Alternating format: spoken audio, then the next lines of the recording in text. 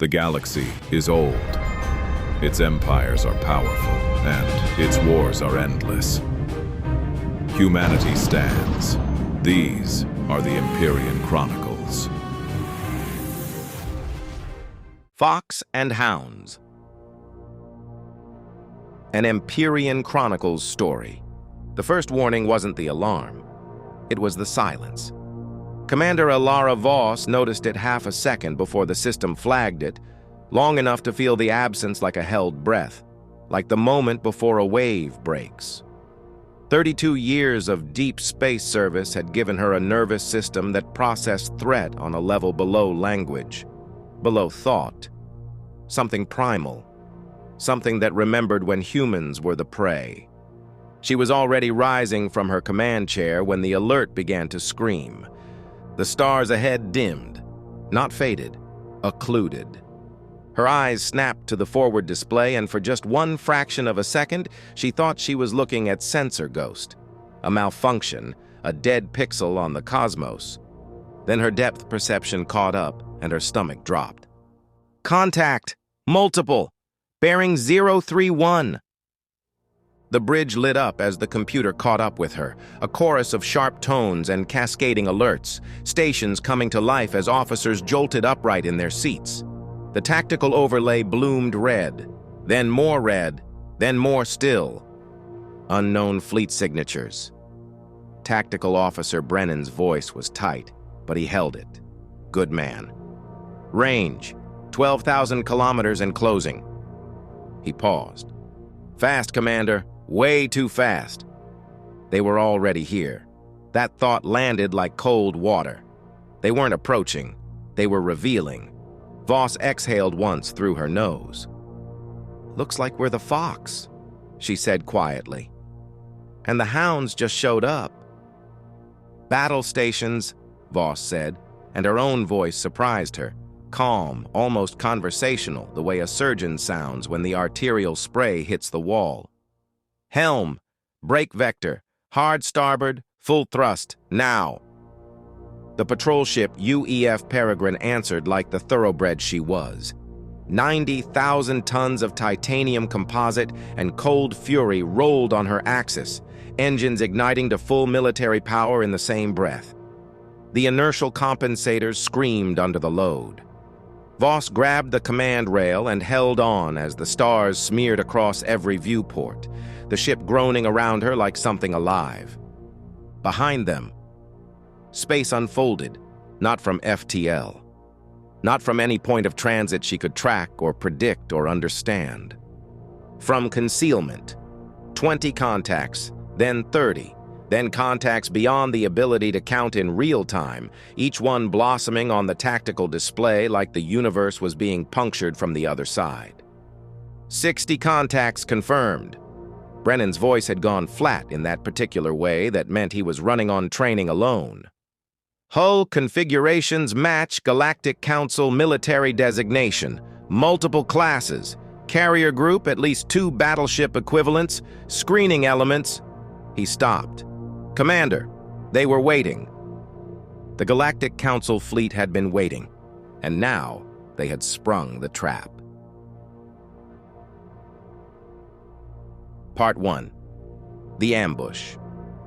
From the command deck of the Council flagship Voice of Convergence, Fleet Executor Cale Thren watched the human vessel brake vector with something approaching genuine delight. He had been told to expect prey. He was beginning to suspect otherwise. Fascinating, he murmured, stepping down from his elevated platform toward the sensor array. Around him, 40 bridge officers moved with the silent precision of a people who had been fighting wars since before humanity had learned to write. They had sprung this ambush 1,000 times, in 17 systems, against 11 species. Not one had reacted before detection. Predictive awareness, his tactical second, Sub-Commander Verath, asked. She was watching the human ship's evasion pattern with narrowed eyes. Some kind of early warning system we haven't accounted for? No. Cale Thren studied the data feeds. The human commander had initiated evasion precisely 41 of their time units before the Peregrine's own sensors had flagged the threat. There was no technological explanation for that. Instinct. He said it the way another commander might say infection, with a kind of clinical unease. "They're fast," Varath observed. It wasn't a compliment. It was a problem. "They're always fast." Kyle Thren had read every engagement report filed against human vessels in the last 6 years. Speed, he understood. Aggression, he expected. But this particular quality that human commanders possessed, this capacity to know without knowing, this had ended 3 of his predecessors' careers. He leaned forward slightly, watching the single green dot weave against the encroaching red tide. "Encircle them, full net. I want every escape vector mapped and covered before they have time to calculate them." The fleet moved as one, 60 warships executing a maneuver of geometric elegance, wings spreading wide, the void becoming a closing hand. Kyle Thren watched the human vessel and felt, for the first time in a long while, something he recognized as curiosity. "Let's see what you do with this, Commander." Part 2, First Blood. Missile lock. Multiple sources. Countermeasures. Deploy! The Peregrine vomited flares, chaff, and electronic ghost signatures into space as 3 simultaneous salvos streaked in from different vectors. A deliberate spread designed to defeat exactly the countermeasures she was using. Someone over there had done their homework. "Brace! Brace! Brace!" Voss dropped into her command chair and locked the harness in one practiced motion, her eyes fixed on the tactical display, even as she heard her crew grabbing hold of whatever was nearest. The first volley hit the forward shields, and the world went white, great crackling blooms of energy that lit the bridge stroboscopically, the hull resonating like a struck bell. The second volley came 12 seconds later. Deflecting port side, shields holding. "Third salvo incoming on, too close." Impact. The Peregrine lurched so violently that Voss's vision grayed at the edges despite the inertial compensators. The sound was immense and wrong, a deep metallic shriek that ran through every bulkhead and every bone. 2 stations across the bridge went dark simultaneously. Smoke curled from Ensign Park's console. He was already batting it away, pulling up backup systems with shaking hands. Voss breathed. "Report! Forward shield grid at 40%, Brennan called. "Dropping. Armor scoring along port side. Hull integrity holding, but we've got microfractures in sections 11 through 14. A beat of awful silence as the damage assessment compiled. Then, FTL drive offline. The bridge went still in a way that battles rarely allowed. Voss kept her expression neutral. She allowed herself precisely 1 second to process what that meant. The Peregrine was now the slowest she would ever be, carrying 60 warships worth of attention, and the nearest friendly asset was 2 days away at best. 1 second, then she moved on. Because that hit had been surgical. She'd seen enough fleet engagements to know the difference between suppression fire and precision work. That salvo hadn't tried to kill her. It had known exactly what system to target, exactly what threshold to hit. It had removed her fastest escape option while leaving her entirely intact, still functional, still maneuverable, still worth catching. They weren't trying to destroy the Peregrine, they were trying to keep her. And Elara Voss had a sudden crystalline understanding of exactly what kind of engagement this was. Not a battle, a hunt. Part 3. The Realization. "Status," she said, and her voice carried the particular quality of commanders who have decided that fear is a resource to be managed rather than experienced. Around the bridge, she watched her crew respond to it. Shoulders pulling back, breathing steadying, hands moving to their stations with renewed purpose. 23 people who'd followed her into deep space and trusted her with their lives, and she would spend her last breath before she let that trust be misplaced. FTL drive is confirmed offline, said Chief Engineer Okafor over the intercom, her voice carrying the focused grimness of someone already elbow-deep in the problem. Direct hit on the core alignment assembly. Best case scenario, I need 30 hours, more likely 40. Commander, I want to be honest with you. Always, Voss said. The parts I need to replace, I'm not sure we have them. I'm going to have to fabricate components under fire. This is going to get creative. You're my favorite kind of creative, Chief. Get to it. Voss turned to the helm. Speed advantage. Where are we? Navigator Reyes pulled up the comparison readout and allowed himself a brief, grim smile. We've still got legs on anything in that fleet. Significant legs. Their fastest screening ships top out at what, for us, is about 70% thrust. So they can't catch us. Not in a straight line. But they can surround us. The smile faded. Yes, ma'am. Which is exactly what they're doing. Voss studied the tactical display. 60 red contacts spreading into a pattern she recognized with the hollow feeling of a chess player who sees the endgame coming 8 moves out. She began running the geometry. The Peregrine had speed and maneuverability. The Council fleet had numbers and positioning. In isolation, both were advantages. Together, they created a dynamic that was ancient and brutal and required no advanced civilization to understand. She was the rabbit. They were the dogs. The question was how long a rabbit could run. Open a tight beam. Priority distress. UEF command direct to Fleet Admiral Johansson if you can thread it. Channel open, said Communications Officer Huang. Tight beam may scatter at this range. Do your best. Message. Peregrine under ambush, FTL offline. Engaged by Council fleet, 60-plus contacts, estimated carrier group and battleship equivalent assets. Holding position as long as possible. She paused, adding the weight of command to the next words. Send our coordinates. This is a rescue request, not a distress call. We are combat capable, we are not surrendering, and we will be here when you arrive. Encrypt, burst transmit, every available frequency. Message away. Awaiting reply. How long for response?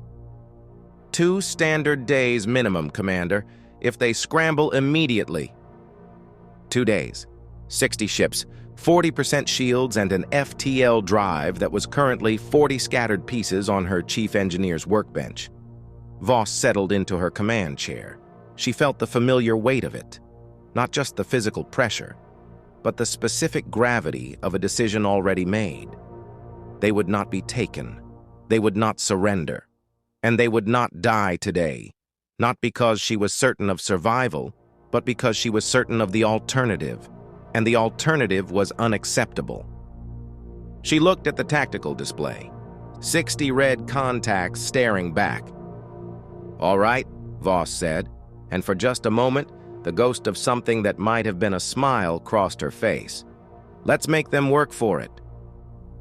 Part 4. The hunt begins. Helm, plot us a course through the nearest asteroid field. Reyes pulled up the nav chart and was quiet for a moment. Commander, the density index on that field is a 7.4. That's technically outside operational parameters for a ship this size. Noted. Plot it anyway. Aye, Commander. Another beat.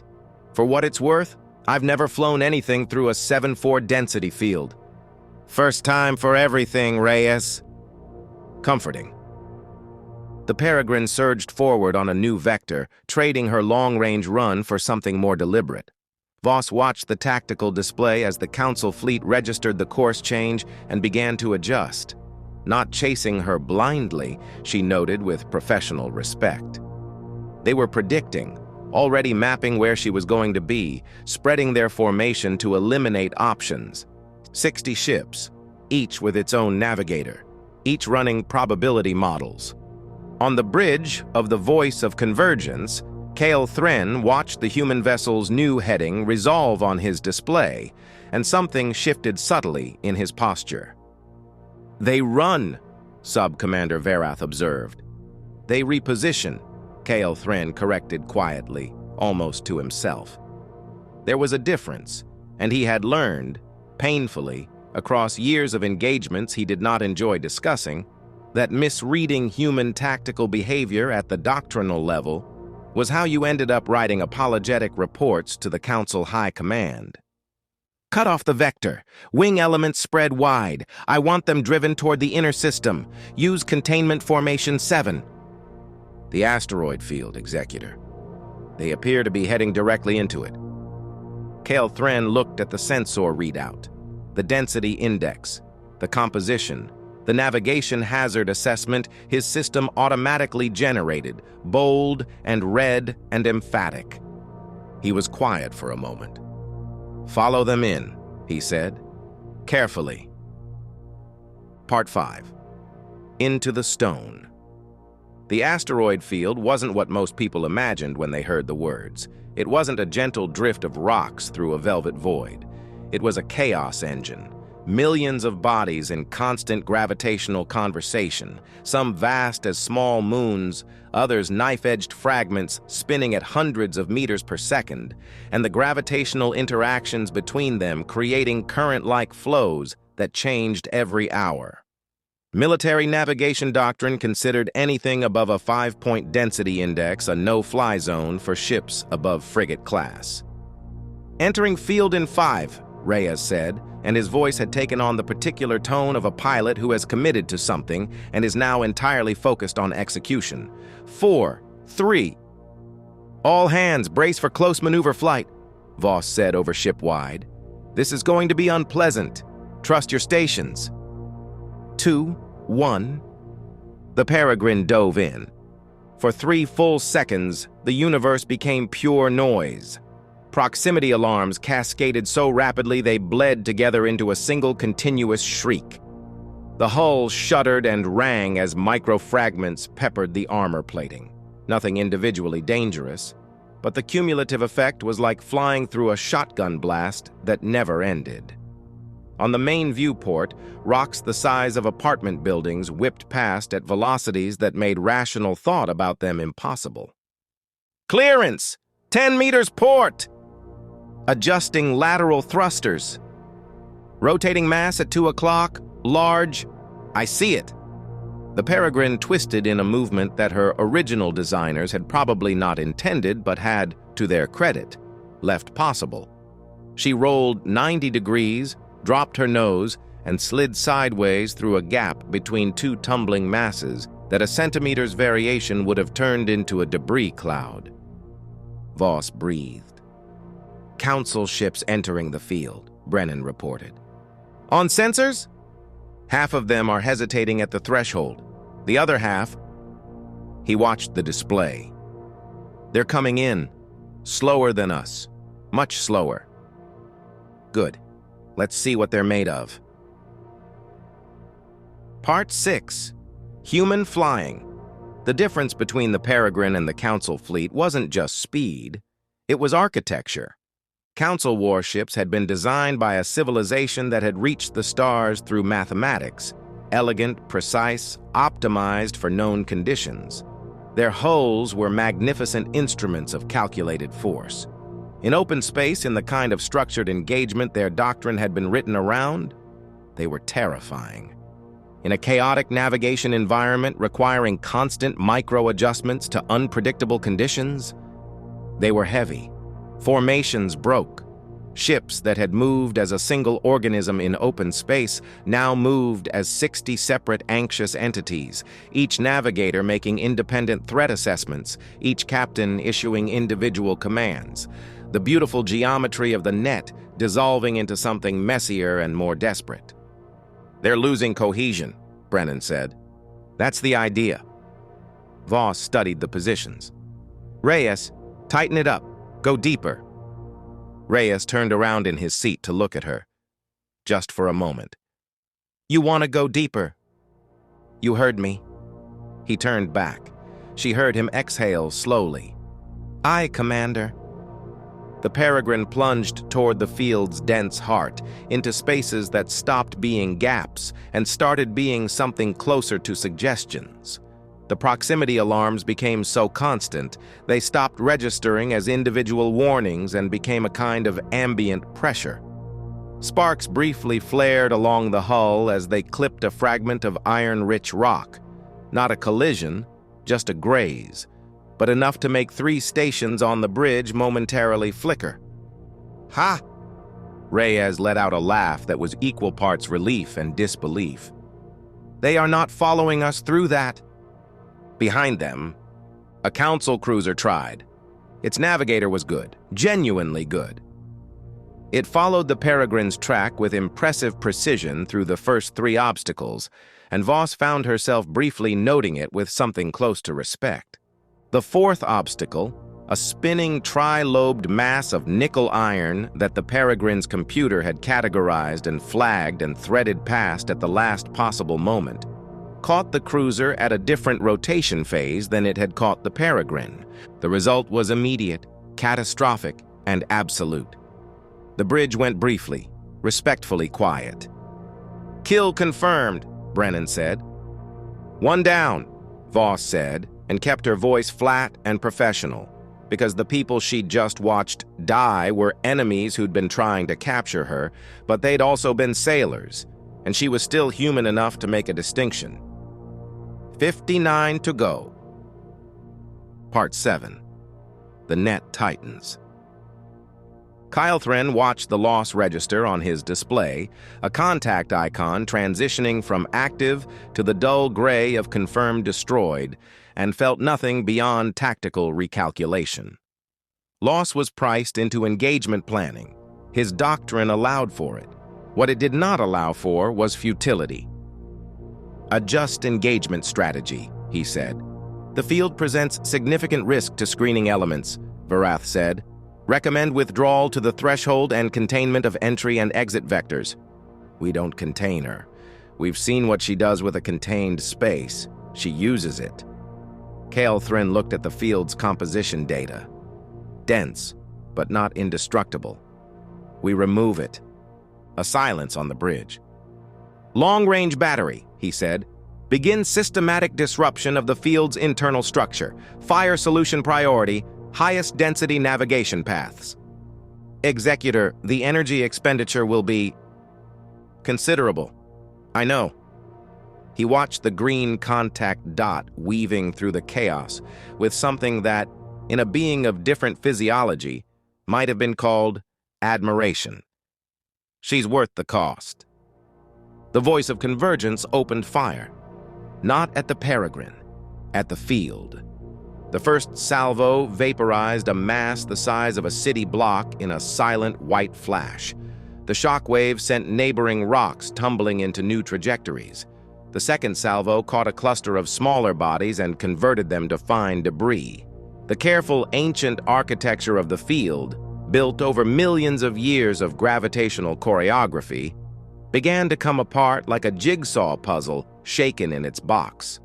On the Peregrine's tactical display, gaps started closing. Navigation windows that had existed on the last sensor sweep were gone on the next. Voss saw it before anyone called it out. "They're clearing us out," she said. "That's..." Reyes paused. "That's actually smart." "Yeah," Voss agreed, watching the field thin around them, the precise geometry of their refuge dissolving under industrial-scale firepower. 60 ships. That's what 60 ships can do. They can simply remove the terrain. She'd been a fool to think they'd chase her through it forever. "Which means we don't stay. Helm, vector out. Full thrust. Get us through the exit corridor before they close it." The Peregrine shot out of the asteroid field like a stone from a sling, the collapsing field detonating picturesquely in her wake, and found open space again, and the reformed, patient, geometrically perfect encirclement of the Council fleet waiting for her. Part 8, Phase 2, the Moons. "Next cover?" Voss didn't look up from the tactical display.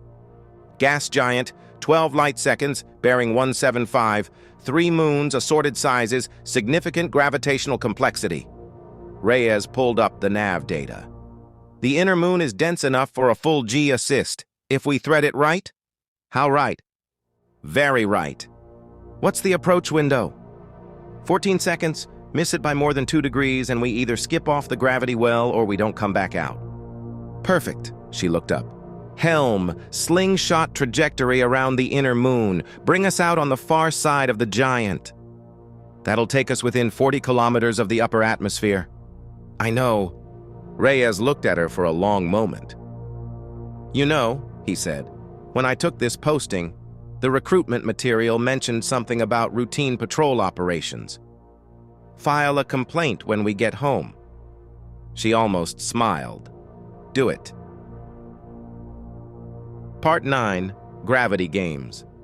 The Peregrine went dark. Not dead. Every essential system running, crew at their stations, weapons hot. But every non-essential power, draw cut, electromagnetic signature minimized, running on the thermal damped profile that made her nearly invisible to passive sensors. They fell toward the gas giant on a ballistic arc.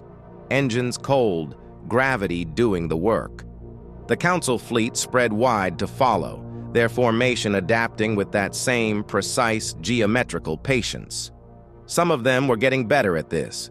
Voss noticed it, the way the nearest ships were anticipating her moves a half-second faster than they had 3 hours ago. They were learning. So am I. Velocity increasing, the navigation computer announced with unsettling calm. The gas giant filled 30 degrees of sky now, a banded wall of ochre and rust, vast and ancient, and completely indifferent to the tiny vessels flinging themselves around its gravity well. The inner moon grew ahead of them, a gray-brown mass 400 kilometers across. Velocity really increasing, Reyes said, dropping the pretense of professional calm. Commander, we are moving. Hold it. Atmosphere contact in 90 seconds. Hold it. 60 seconds. Hold it. The gas giant's upper atmosphere was close enough now to see individual weather systems. Massive storm cells rotating in slow magnificence, lightning flashes visible at the edge of the cloud layer. The proximity alarm was making sounds Voss had never heard before. The hull was groaning. Commander! Now! The Peregrine's engines came back to full life with a howl that resonated through every frame and bulkhead. Thrusters fired in a precise sequence that Reyes had clearly been calculating through the entire approach, a pattern not of escape from the planet, but of redirection, using the gas giant's gravity as a slingshot to hurl them onto a new vector at a velocity no engine burn could have achieved. The ship snapped around the moon's limb and accelerated away from the gas giant at a speed that made the inertial compensators whine and pushed the entire crew into their seats with a force that had nothing to do with physics and everything to do with the machine's effort to pretend physics weren't happening. Behind them, Council ships attempted to replicate the maneuver with varying degrees of success. 2 of them got the math wrong. One came too close to the atmosphere and couldn't pull out. One tried to abort the maneuver late and lost the gravity assist entirely, tumbling into an uncontrolled spin that it was still trying to correct when it dropped off their sensor range. 2 more confirmed lost, Brennan said. Fleet total now 57. They're still learning the hard way, Reyes muttered. Everyone learns the hard way, Voss said. The question is what you do with it. Part 10, The Pinch. They're adapting, Tactical warned, and his voice had taken on a new note. Not fear exactly, but the cousin of fear, the recognition that the situation was evolving in a direction that required new thinking. Look at their formation changes over the last 3 hours. He put the time-lapse on the main display. The Council fleet's movements, redrawn as a series of overlaid ghost images. Voss studied it. The early formation had been reactive, following the Peregrine, responding to her moves.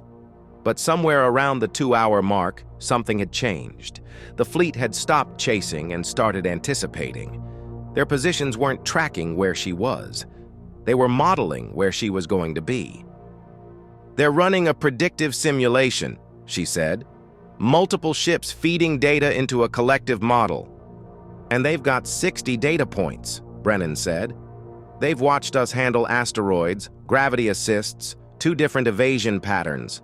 They know our acceleration curve, they know our turn radius, they know how long I wait before calling out a new threat. Then we do something they haven't seen yet. Voss looked at the stellar cartography. Where does their model say we're going? Based on current vector? Reyes traced the nav display. Here, the channel between the 2nd and 3rd moons. It's the only path that gives us both speed and cover simultaneously. And they've already got 6 ships pre-positioned on the far side. He paused. Plus, the main fleet is shaping a course that closes the entry behind us. He paused again, longer this time. It's a perfect pinch point, Commander. They predicted exactly where we'd want to go, and they set up a door that only closes from the inside. The bridge was quiet. Voss looked at the display. The narrows between 2 moons, lined with 6 Council warships. The main fleet closing off the entry. A corridor that became a coffin. They predicted where we'd want to go. She felt something shift. That same deep instinct that had saved her at the start, working now not as a warning but as a recognition. They'd predicted her. They'd modeled her movements. They'd looked at every maneuver she'd made and extrapolated the next one. They'd predicted the Peregrine. They hadn't predicted her. Voss looked at the trap, then smiled. Good, she said. Commander. Brennan's voice was carefully neutral, the tone of a man who has served long enough to know that his commanding officer's smile in moments like this is either inspiring or terrifying, and he hasn't decided which. Helm, Voss said. Take us straight into it. Commander, that's a direct order, Helm. Maximum thrust, straight down the throat of the pinch. A beat. Reyes cracked his knuckles. Aye, Commander, he said, and she could hear the grin he was suppressing. Straight down the throat. Part 11. The Turn. The Peregrine flew directly into the trap with the serene confidence of a ship that didn't know it was a trap, or had decided not to care. The 6 pre-positioned Council warships held their positions, waiting for the entry fleet to close behind her. Standard procedure, elegant geometry, the end game finally arriving after hours of patient maneuvering. Kyle Thran watched the green contact icon enter the corridor and allowed himself a small, satisfied exhale. Now, he said quietly, close the formation. Full containment. This ends here. The trap shut, and the green icon vanished, not destroyed, not disabled, not anywhere on the sensor display. Gone. Where? Varath started. Behind us! An officer's voice cracked entirely. She's behind us! Kale Thran spun to the rear display. There was the Peregrine, somehow, impossibly, positioned 40 kilometers behind his forward screening elements, oriented toward the main fleet, engines at full burn. The 6 ships that had been waiting in the corridor were now between the Peregrine and the entry, pointing the wrong direction. The silence on the bridge of the Voice of Convergence was a specific kind of silence. The silence of 60 officers simultaneously encountering something their training had not prepared them for. Hard flip maneuver, Voss's voice came over the open channel. Not to them, to her own crew, but she'd left the transmission open, and Kale Thran had a sudden sense that it was deliberate. A message. Full reverse thrust, stand by aft weapons. She'd flown directly into the corridor at maximum speed, cut thrust at the last possible moment, fired her maneuvering thrusters in a pattern that used the walls of the corridor itself as a navigation reference, rotated the ship in its own length, reignited the drives, and shot back out the way she'd come before the trap could fully close. It was physically possible. Barely. The margins were so small they barely qualified as margins. It required a navigator who was either very skilled or very insane, and a commander who was either very confident or very desperate, and Kale Thran was no longer sure which applied here. The human ship had done the impossible. Again. He watched the Peregrine break away from the confused mass of his forward screening elements now pointed entirely the wrong direction, requiring time to reorient, and felt something he hadn't felt in this engagement before. Not quite respect. Something more careful than that. Part 12, Day 1 ends. The chase continued. Hour after hour, the Peregrine and the Council fleet played out a game that had no name in any tactical doctrine. Not pursuit, not battle, not siege, but some exhausting hybrid of all three. The Peregrine moved and the fleet responded. The fleet anticipated and the Peregrine adapted. Every calculation was immediately obsolete, every advantage temporary, every moment of safety borrowed against the next moment of crisis. They went back into debris fields, smaller ones, less navigable, more violent. They used the gas giant's moons a second time, and a third, each pass refining the maneuver until Reyes was threading gravity wells the way a needle threads fabric. They found a derelict mining installation and spent 40 minutes using its superstructure for cover, while Chief Engineer Okafor completed 2 critical repairs, buying time at the cost of 3 more impacts on already depleted shields. The Council fleet closed, lost ground, closed again, and never quite got there. On the voice of convergence, Kael Thren had stopped murmuring observations and was simply watching in the silence of a being who has realized they are witnessing something outside their frame of reference. His tactical second had stopped offering suggestions 3 hours ago. His victory assessments had stopped projecting a capture window 2 hours after that. 54 contacts now, 3 lost to navigation hazards, 3 to friendly fire incidents in the chaos of close pursuit. Incidents that would have been unthinkable 6 hours ago. He had begun this engagement as a hunter. He was no longer entirely certain what he was.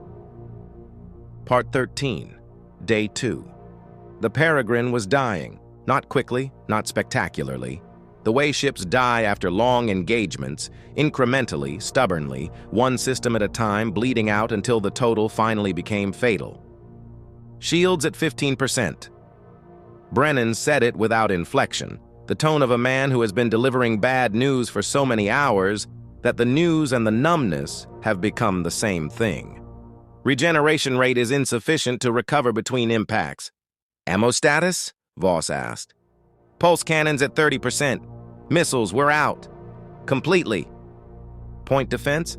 Holding, for now. Reactor? Chief Engineer Okafor's voice came over the intercom, and for the first time in this engagement, she sounded tired.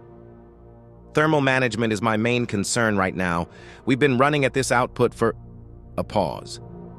We've been running at this output for a very long time, Commander. The heat dissipation systems are not designed for this duty cycle. I've had to route heat to 3 sections I've evacuated of crew. We're okay. I just need you to know we're not unlimited. Understood. You've been extraordinary, Chief. Save it for the after-action report. A brief pause. If there is one, there will be. Voss looked around the bridge. 23 people, every one of them running on adrenaline and stubbornness and a fundamental unwillingness to accept the alternative. Park had a burn on his left forearm from the console fire, dressed and taped and ignored. Reyes had been at the helm for 9 hours without relief because the relief navigator had a concussion and kept forgetting critical vectors. Brennan was running on stims. She could see it in the slight tremor in his hands, which he was compensating for with conscious effort. 23 people who were still thinking, still adapting, still fighting. She felt something in her chest that she couldn't quite name and didn't try to. How long? She asked. Huang checked the communication log, the tight beam they'd sent, the confirmation burst they'd received 6 hours later, the updated ETA factored against UEF fleet positioning. Estimated arrival 6 hours. She hesitated. That's based on if they deployed immediately on receipt of our message. If there was any delay... There wasn't, Voss said, with a certainty she didn't entirely feel but chose to perform, because certainty was a resource too, and her crew needed it. They deployed immediately. 6 hours, Reyes said, mostly to himself. We need 6 more hours. Voss settled into her command chair with the particular ease of a person who has decided that the discomfort is irrelevant and comfort is a concept for another day. Then we've got 6 hours to survive, she said. Let's get to work. Part 14, The Final Trap. Caelthren made his decision in silence, and once made, he did not revisit it. 40 hours of pursuit, 6 ships lost, the rest of his fleet exhausted, their formations fraying at the edges, their commanders beginning to send him messages through official channels that said adjustment of strategy in the careful language of people who wanted to say this is not working without saying it outright. He had studied the human commander for 40 hours. He knew her patterns now, not precisely, not the way you know a machine, but in the way you come to know an opponent. The slightly longer pause before a maneuver she's uncertain about, the way she uses terrain not just for cover but for psychological pressure, the tells that indicated she was about to do something his doctrine would classify as impossible. She was remarkable, and she was running out of time. Her shields were nearly gone, his sensors confirmed it. Her reactor was running hot, her munitions were exhausted. She was still faster than him, still more maneuverable, still capable of the kind of improvised genius that had cost him 6 ships and 40 hours of sleep. But genius required energy to execute, and she was almost out. All ships, he said, and his voice carried the finality of someone closing a book. Final containment pattern, full fleet, complete encirclement. I want every escape vector eliminated, not predicted, not guarded. Eliminated. He paused. No more chasing. No more corridors. We end the geometry of this engagement entirely. She cannot outmaneuver what she cannot navigate around. The fleet spread wide. Very wide. A sphere of 60 ships, 54 now, arranged in a pattern that covered more space than a small solar system, each vessel positioned at intervals that made the gaps between them uncrossable at any speed the Peregrine still had available. Not a net, a wall, closing from every direction simultaneously. On the Peregrine's tactical display, the geometry was unmistakable. Voss stared at it for a long time. "They've boxed us in," Brennan said, and his voice had the quality of a sentence that needed no follow-up. Voss studied the display, ran the numbers, ran them again, looked for the gap, the weakness, the asymmetry in the formation that she could turn into something. She looked, and then, there! Brennan was at her shoulder in an instant. "Where? I don't see—" "The formation's not perfectly even." She pointed to a section of the encirclement bearing 227. "He's got a battleship equivalent here and here, but the screening elements between them are lighter than everywhere else. He weighed that sector down with firepower, but not with mass. Commander, they'll destroy us going through that." "They'll try." She looked up. "What's the alternative?" The bridge was quiet.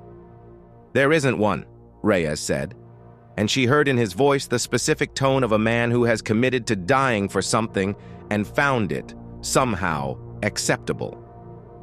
"There's always an alternative," Voss said. "The alternative is we wait, and we're captured, and we hand the Council 60 hours of human tactical data and the intelligence coup of the decade." She straightened. "That's not an alternative. That's a choice I'm not making." She looked at her crew. "That's why we go through." Part 15, The Last Run. "All hands, this is the commander." Her voice went ship-wide, reaching every compartment, every damage control team, every person who had been in this fight since the first second of it. "We are making a final run. What's on the other side of this is either rescue or whatever comes after, and I don't intend to find out what comes after. You've given me everything I could have asked for and a great deal I didn't know to ask for. Whatever happens in the next 60 seconds, you have my thanks and my pride." She released the channel. Helm. Full power. Everything we have. Straight through. Through the heaviest concentration, Reyes confirmed, not asking. Through the heaviest concentration. A pause that lasted exactly long enough for Reyes to decide, finally and completely, that he wouldn't have wanted it any other way. "Aye, Commander." The Peregrine accelerated, not with the measured thrust of a ship managing its power budget, with everything, every engine, every reaction mass, every percentage point that Chief Engineer Okafor had been nursing and hoarding and squeezing from overworked systems since the first hour of the engagement. The ship shuddered with the effort of it, frame members vibrating at frequencies that the structural analysis computer flagged and immediately began issuing warnings about. Voss silenced the warnings. Council ships opened fire. The void between the Peregrine and the Gap lit up in a way that had nothing to do with stars. A coordinated barrage from 8 warships, precisely arranged to fill every cubic meter of the approach corridor with energy that would kill a ship of the Peregrine's class. The Peregrine flew into it. Shields gone. Armor taking direct hits. Hull breach in section. Point defense overloaded. Stay with me. The ship screamed. Not metaphorically, actual structural members failing, deck plates warping, the hull skin ablating under fire that it was no longer equipped to resist. 2 stations on the bridge went dark permanently. The lights failed and the emergency strips came on, bathing everything in red. Smoke was thick enough that Voss was running on what the surviving sensors could tell her and what 40 years of instinct could infer. The Gap was 3 seconds ahead, 2 seconds. 1. Pull left! Brennan's voice, sharp and immediate. Reyes pulled left. An energy bolt that would have taken the bridge offline passed close enough to superheat the viewport. And then they were through. Battered, bleeding atmosphere from 2 minor hull breaches, half their systems offline or degraded. Shields entirely gone, armor a ruin, reactor running so hot that Okafor had triggered emergency coolant protocols that would take hours to reset. But through. Part 16. The Cavalry. New contacts. Huang's voice broke with something that was the exact opposite of fear. Bearing! All bearings! The display bloomed white. Space split open, not in one place, in dozens. The precise coordinated micro-singularities of FTL emergence points, each one collapsing in a flash of exotic radiation to reveal 43 warships of the United Earth Federation, already at battle stations, already on active sensor lock. Their fire control systems lighting up targets before their drives had even finished cycling down from transit. The UEF Kestrel, the Magellan, the Jakarta, the Indomitable. Ships Voss knew. Ships she'd served alongside, trained alongside, argued with at joint operations briefings over bad coffee and sterile conference rooms that felt very, very far from here. They came out of FTL firing. No pause for tactical assessment. No formation adjustment. No hailing the enemy to demand surrender in the proper diplomatic form. They had been given coordinates and a message that said Peregrine under ambush, holding position as long as possible, and they had done the math on what as long as possible meant for a single patrol ship against 60 Council warships, and they had arrived with guns already hot. The Council fleet hesitated, just for a moment.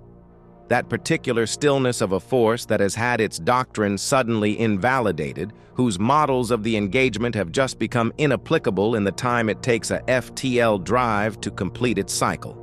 54 ships against 43, but not 54 ships that had been planning for 43 additional opponents.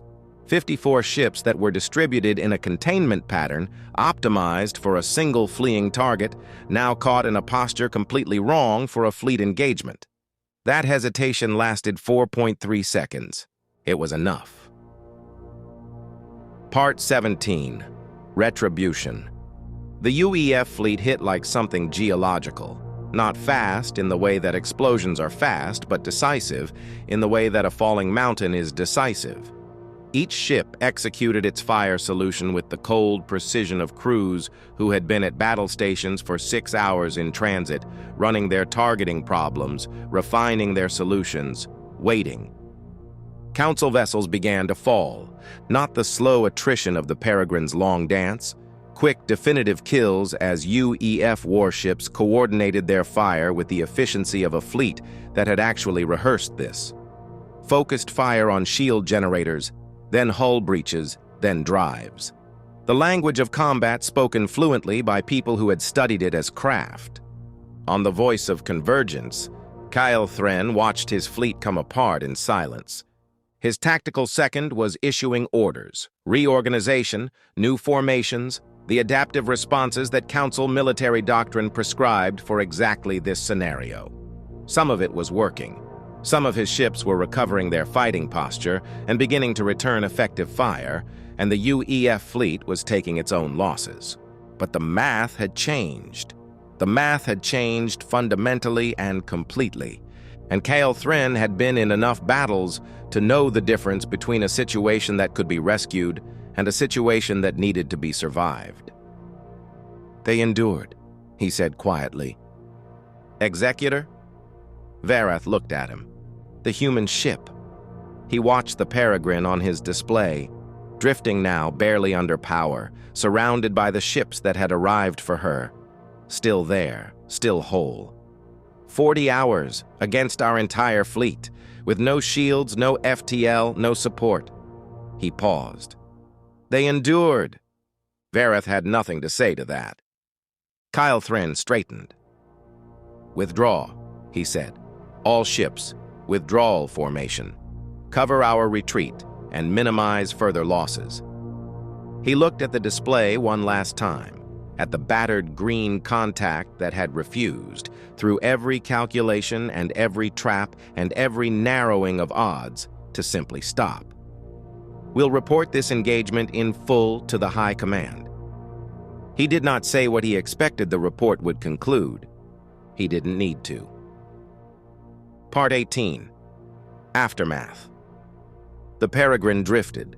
She was held in place by 3 tractor beams from the Indomitable, which had taken one look at her drive output and decided that letting her navigate under her own power was inadvisable. Her hull was scorched and scored in patterns that told the story of 40 hours of close engagement, the mottled gray of ablated armor, the dark streaks of near misses, the precisely repaired patches over hull breaches where Okafor's damage control teams had spent the last 6 hours doing the impossible on a schedule that didn't allow for the impossible. The bridge smelled of smoke and ozone, and the specific human smell of people who have been afraid for a very long time. Voss sat in her command chair and didn't move. Not because she couldn't. Because she'd been moving for 40 hours and had decided, quietly and without announcement, to simply stop for a moment, to let the stillness happen, to sit inside the improbable fact of still being here and let it register somewhere below the level of tactical calculus. Around her, her crew did the same, each in their own way. Brennan had his eyes closed, head back, hands flat on his console. Park was crying silently and making no attempt to hide it. Reyes sat with his elbows on the navigation board and his face in his hands, shoulders shaking with what might have been laughter and might have been something else entirely. "Guess we made it," Reyes said eventually from behind his hands. Voss looked out at the battlefield, at the retreating smear of Council drive signatures diminishing at the edge of sensor range, at the UEF armada surrounding her, real ships, real people, real deliverance, their running lights blinking in the patient rhythm of vessels at rest, at the debris fields and the cooling wreckage and the long, complex 40-hour story written in the void around a gas giant and its moons. "Yeah," she said. The word felt insufficient. She said it again, quieter. "Yeah, we made it." She sat with it for another moment. Then, because she was Elara Voss, and because some things needed to be said even if no one was ready to hear them, she added, "Get me a damage report. Full systems assessment. I want to know what we have left." A pause. "And someone get Okafor up here," I owe her an apology and a commendation, and I can't decide which to give her first." Reyes laughed, a real laugh this time, ragged and genuine. Voss looked out at the retreating fleet once more. "Next time," she said, almost to herself. Her voice was quiet, without heat, not a threat exactly, more like a fact being stated before it became true. "They'll know what they're facing." Another beat. "Next time, they won't underestimate us." A long silence on the bridge. Then Reyes, from his console, with the tone of a man who has just survived something he will be telling stories about for the rest of his life. "Commander?" "Yeah. Buy me a drink when we get home?" Voss leaned back in her chair. "Reyes," she said, "I'll buy you the whole damn bar." If you enjoyed this story and want to hear more tales of humanity rising among the stars, please like, comment, and subscribe. New stories are released regularly here on Empyrean Chronicles.